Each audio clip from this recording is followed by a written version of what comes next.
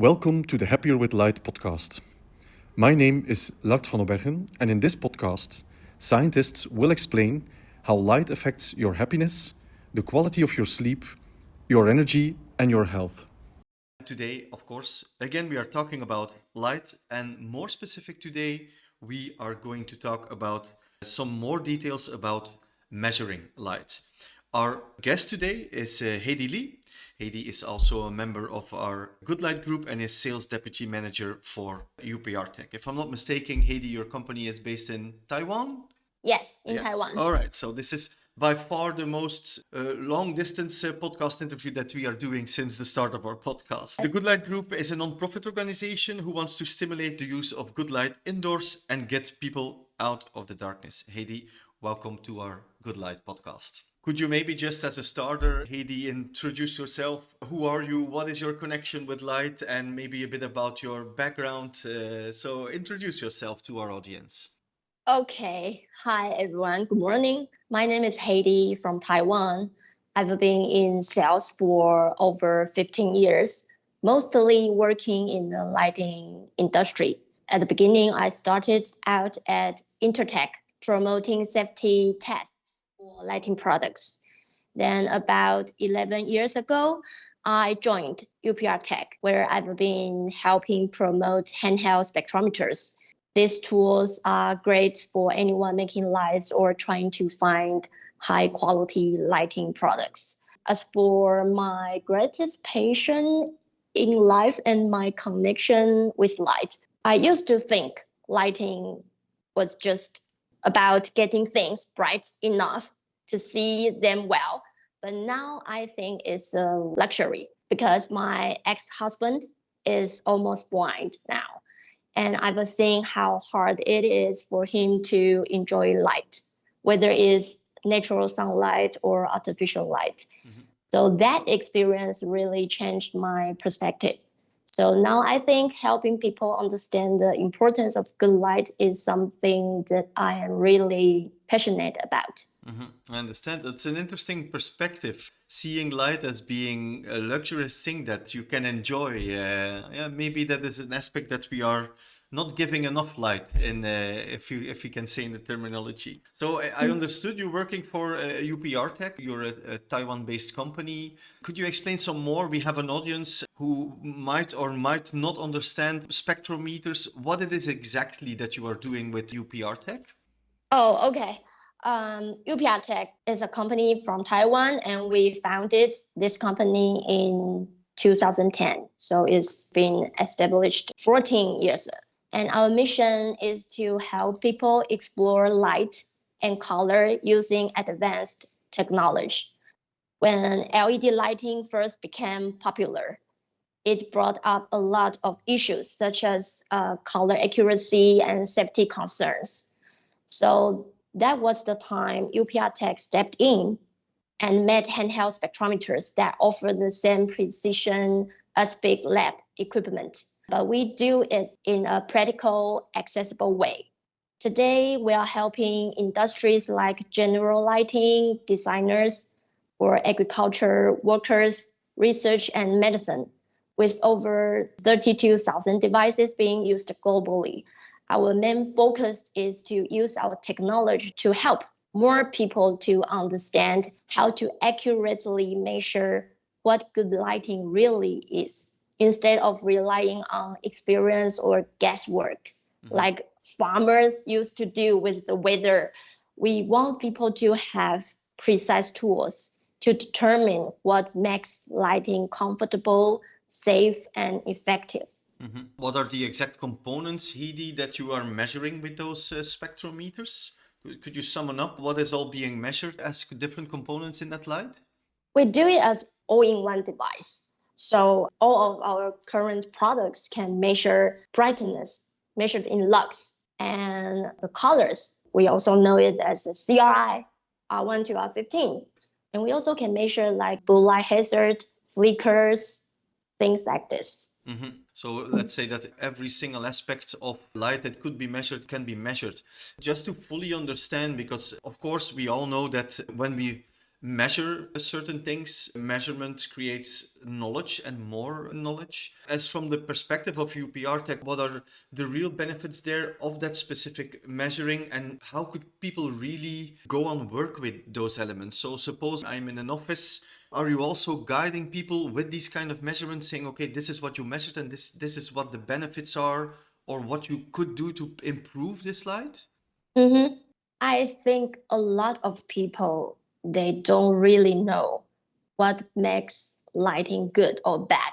Mm-hmm. Like if a light bulb installed on the ceiling, as long as it can be turned on and it's bright enough, most people are happy with that.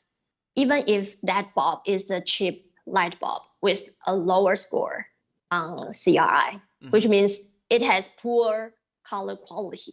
And the customers, they don't realize that good lighting isn't just about brightness, but about the quality of the light, like how accurately it shows colors. We want the colors to be as vivid as under the sunlight, right? I don't know if you know that an old trick that you point your phone or camera at the light to see if there are horizontal lines there. So that was a very rough way of checking flickers. But now we don't do that. We don't really think about light until the lamp or the bulb starts flickering or failing. What they don't know is that flickers and blue light hazards can already be there, even if the light looks fine. So that is why we in the lighting industry, I think we have responsibility to make sure the light is not just bright, it's not just functional, but the light needs to be safe and beneficial to for people's health. So at UPRtek, we focus on creating tools that can help people understand the impact of light and to visualize this data to make sure the environments are safer and more comfortable in our daily lives. Yeah, if I understand well, it's a kind of way to visualize the things that you cannot see about light and to have a really good perspective on the quality of light that you get. Why is it according to you? Because in every interview that I do in my podcast, people always keep on telling me the same things. That is that people actually today still have no idea what the impact is of light. Not only, of course, for them to see, because that is clear. If it's too dark, you cannot read, so you need more light, but on their functioning. I always keep on asking the same kind of question to the people that I have in the podcast, is that, first of all, according to you, why is it that people do not realize that? And then secondly, of course, what is according to you could be good tools to really, really make people realize the importance of that light? First of all, when we talk about making light visible, it is not just about breaking light into a rainbow, like you use a prism to separate like a rainbow on it. It's more about making things like the light spectrum or flicker to be tangible. So when we talk about making light visible, it's about making the spectrum and the flicker tangible. And how to say that? I think to make more people to understand this is needs a long-term education from the industry, from the market, or even from the research institutions, like things like that. For example, with LED lights, we often see a blue peak in the spectrum, a very high peak in the spectrum. But we need tools to determine if that blue light peak falls within the harmful range. Typically, we talk about the harmful blue light is between 415 to 455 nanometer. This applies to, on the market, we can see some screens or lamps. They market as blue light free. But are they really blue light free? Without measuring tools, we cannot confirm this. We cannot confirm their safety.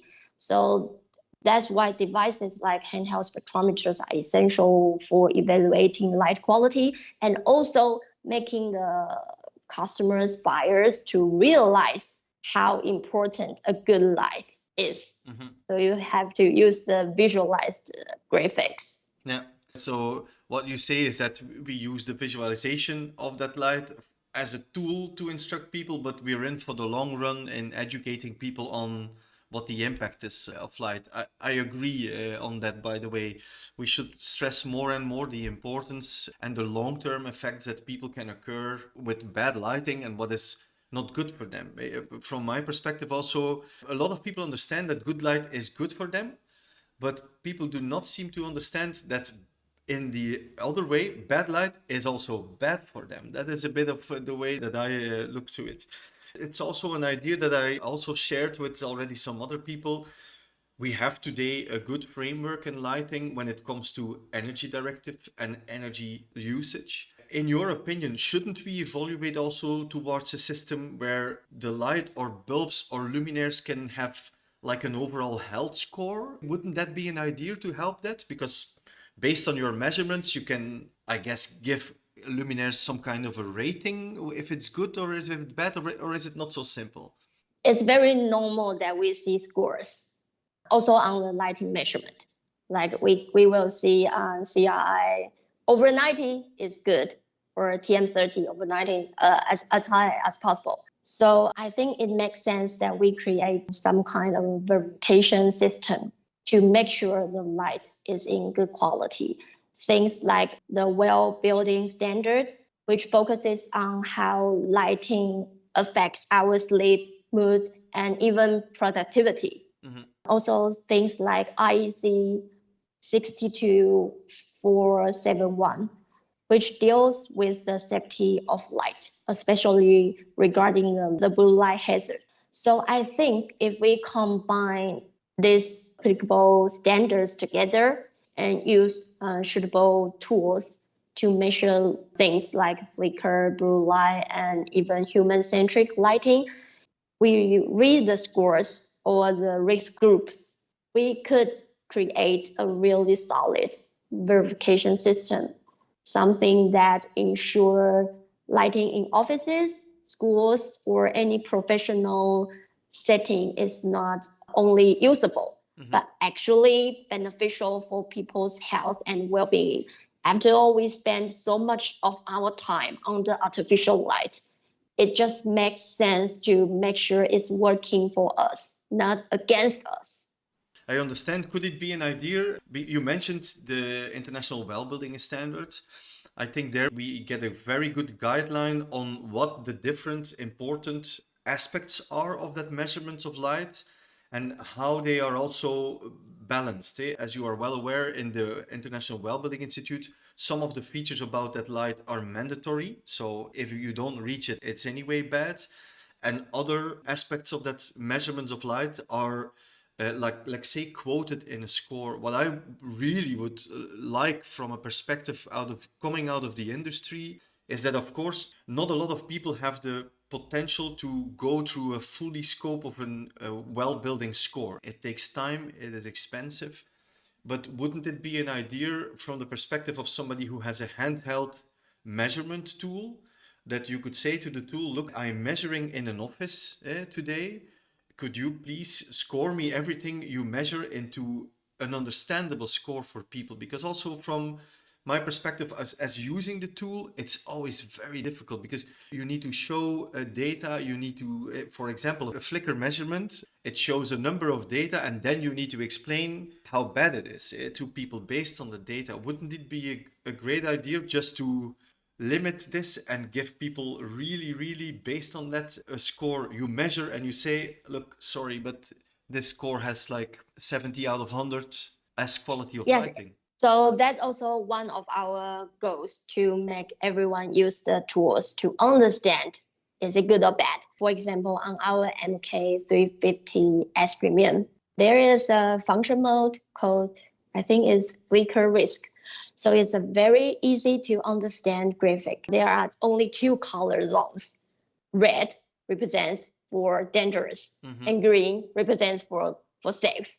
So as long as you measure to the light, and there will be a cross mark on the graphic. So you will know if the flickers falls within dangerous zone or not. I think it's easy to give out a score or a graphic like this one.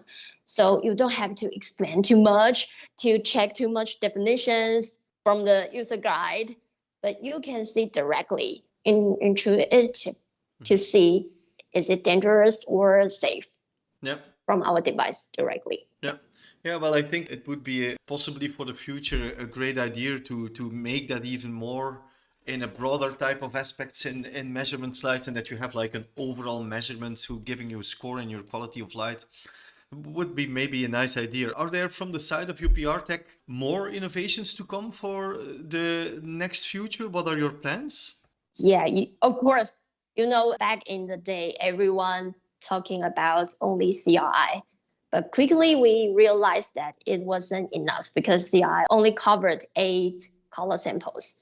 So nowadays we expanded to include R1 to R15 and other standards like TM30 and CQS. We even recently added a new standard called COI, which is used in hospitals to see if lighting can detect things like oxygen levels in patients. Now, with everything from human-centric lighting to flicker and to blue light hazard measurement, things like this, we've really involved. So looking forward, the industry is always coming up with new standards, and we are committed to stay ahead of the curve. So we want to combine as many as possible to our products and also included them to our exported report. So our users can see all the data in scores or either in graphics in just one report. Will there be any possibility for the future, according to you, to measure something like UGR? Is that something that might be possible, or is it just not possible? Quite a lot of customers asking about this one, but it's a different detection technology and also different algorithm. So we want to do this, but currently we are not at that level. But this is definitely in our product roadmap in the future. Yeah. Currently, we've expanded from measuring general lighting to greenhouse grow lights to help plants get their right spectrum for optimal growth. So we also want to edit more features and functions like UGR in the future. Yeah. That's our goal. Yeah, that would be a great innovation, my guess. Maybe a last takeaway for our interview, Hedy. I always ask people in the end their 3 takeaways as a basic advice for people to dealing with light. What would be your 3 takeaways for participant or other audience to enjoy good light? I think the first one, to my opinion, is to prioritize your health, because good light should protect your eyes, your health, minimize things like blue light and flicker, which can cause strain and even headaches or seizures.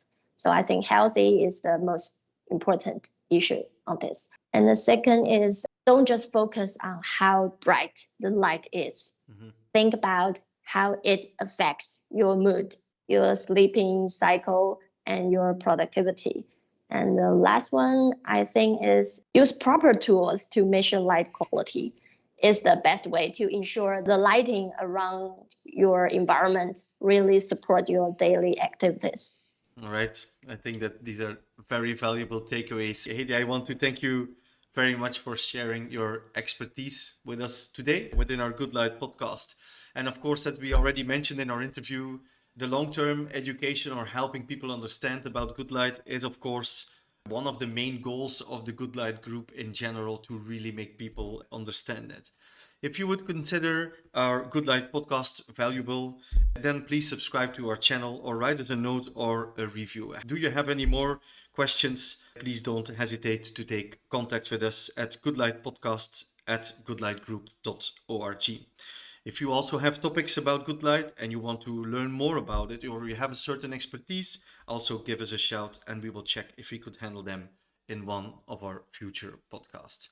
Enjoy the rest of your day. Hedy, thank you very much for this interview.